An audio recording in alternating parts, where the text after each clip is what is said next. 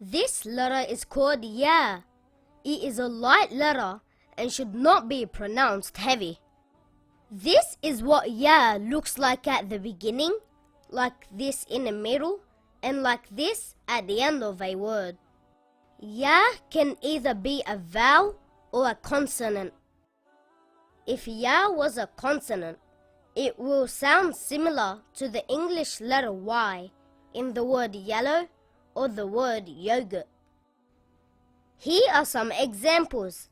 Ya in the word yawm, which means day, or Ya in the word yad, which means hand. If the Ya was a vowel, it comes either in the middle or the end of the word.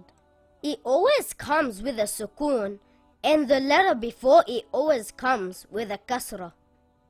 When you see the Ya like this, it makes an E sound in the word weird, so this word will read as Eid.